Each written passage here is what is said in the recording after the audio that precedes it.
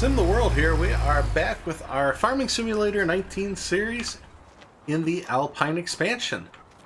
This is where we're building our dairy empire. We've got, oh wow, almost 50 cows now? Let's take a look here. Yeah, we have 48 cows. I think we looked at this not too long ago. We are working up towards the new barn. As you can see, we have over $200,000. So we're going to be able to do that this winter for sure. We also have a lot of money coming in. We got to get this manure sold. Also, we have, what is this? 88,000 liters of milk. So we're going to have to get that sold very soon here. I'm watching the prices. As you can see, milk's on the low side. Well, there is one for $1,500, but I'd like to see that. When it's in peak demand, it'll go up to almost, I've seen it over $2,200 for every 1,000 liters. So if we can get it up around the $2,000 for every 1,000 liters, that's the price I'm looking for. In addition, that manure, it's at $65 for 1,000 liters. Well, I think Seasons was telling us that that will peak. It'll be more in demand in the winter. I'll check out this peak here. That's kind of weird, but I would like to get a little more for that.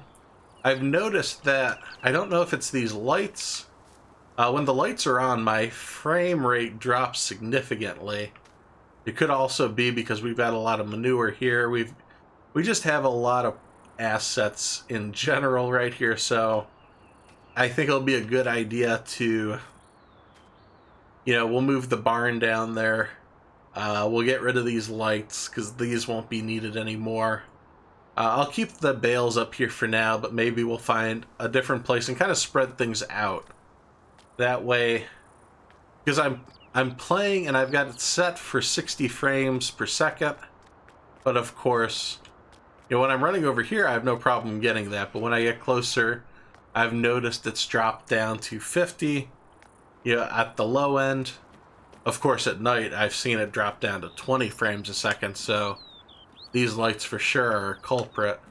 Which is weird, because I haven't seen that before. It must have been an update with them. But it's enough talk. I'm going to, now that our talking portion is done, we're going to go to the real-time speed. Our plan for today, obviously we're not selling anything. Nothing's in high demand. We have no need for the money at the moment, so I'm not going to race it. We're actually going to make our way down to the store because I need a couple things. And you guys might hate me for it, but I think it'll make sense when we get there. Alright, so we're in the store. And I know we talked about last time. We are playing with precision farming. What that means is for our field, we need to figure out what type of soil it is. That way we can lime and fertilize effective for that. Right now we don't know either of those because we haven't tested the soil. And that will boost our yield potential and we could get it up to 125%. So producing over what it should or what it's capable of if you treat it right. Obviously our field is at the 65%. So not very effective. But we didn't do anything for this field. It was already planted for us, so I can't complain. I wonder. There are some fertilizing contracts. I'll have to take a look. We did a few from the last episode, between the last episode and now, but we haven't done more than 2 per field. But we need the tester. This is the soil sampling device, the tool we'll be purchasing. I know last episode I mentioned it was like $13,000. I was wrong. It is $17,000. We can actually get it secondhand. It doesn't, that doesn't really make sense to me though. Who's selling secondhand soil sampling, tools? Really, you should just need to take a cup out to your soil and maybe a shovel and dig it up. But we've got the money. I'm not too worried about it. We're going to buy it. I know last time I mentioned we were going to only lease it. However, something to note is even we're going to take the soil samples for this field, but I think it's every 3 years we'll have to resample to refresh the data. And of course, if we start getting other fields, year after year, maybe we will end up using this tool every year. So it makes more sense in my mind now just to purchase it. But you might be wondering, how are we getting it back to the farm? This is how we're getting it back to the farm. This is the tractor, the electric tractor we started off with in this series. It comes with the farm right off the get-go. We sold it because I didn't have a use for it. But compared to the John Deere, boy, it just zips around. It's got a good turning radius. I really enjoy this. Feels good going down the road. And this is what we're going to be taking back to the farm. And in particular, we're just going to go over and start taking soil samples. We need to start taking soil samples. So I'm going to unfold this. And you see it gives you a little circle around the field. You want to fill in everything. I'm going to try to get as much of our field into this circle. And then we lower it. That pulls the sample out. We will take the soil sample. It's important to hit that button. And the soil sample is taken, and that it changes the color. That lets you know what you've covered. That way you can make sure you want to fill up most of this. I don't think you have to be particularly anal about it. However, I usually am. I try to fill in everything I can. Of course, we're just going to take the soil samples from our own personal field. I'd like to eventually buy these other fields too, but that's down the road. I've also noticed, you can see here on the map, you see how it's getting that grass off to the right? In particular, if I drive over here, and this is what we might test a little bit too. If I come over here, I take a sample,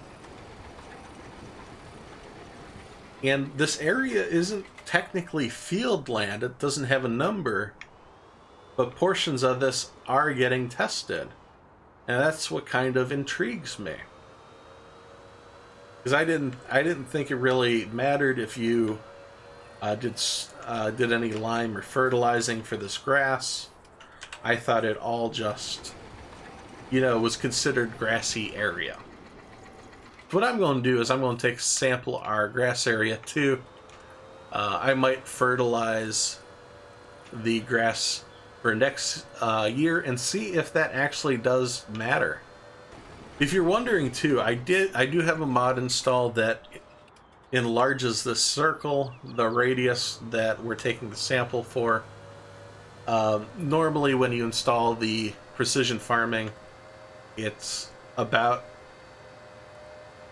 a quarter of the size. I don't know what a good representation for that. Yeah, it'd be half the diameter of what I'm doing now, which is probably more realistic, but at the same time I think is a little tedious. Because otherwise you're just, you're taking forever. It'd take forever. You take like 8 or 10 samples on this field, whereas it only took us 3. So I think we're done taking samples. So next we're going to send these to the scientists. Not sure who they are, but they'll come back, and I think by the afternoon we should know if have some results for what our soil is.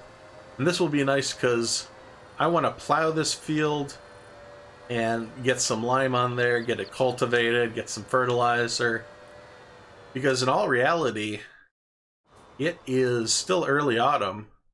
What I'd like to do with it is we just harvested wheat off of it. Let's actually take a look and figure out what we're planting next.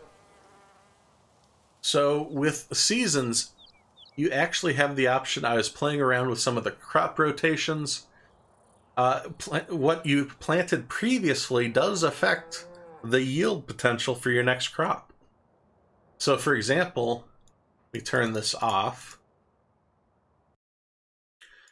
If I were just to plant wheat and just did it in a cycle, wheat over wheat over wheat, you wouldn't get the full 100%. You'd get 86% of your potential yield because the wheat's sucking out nutrients and there's nothing replenishing that. But you see, as soon as I plant something other than a cereal crop, if I plant grass and I alternate between wheat and a cotton, cotton's considered a grass type, then you see both of these are affected and we'd get over 100% yield.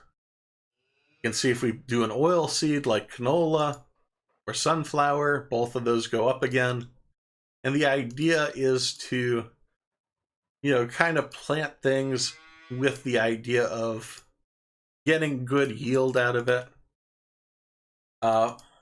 You could also take a year off, which seems to be the equivalent of planting grass. Cereal crop would be nice because we get straw out of that, but I think we've got enough straw to get us through the next year. So I think the oil seed kind of makes sense, like doing canola, and then we could play around with a third type.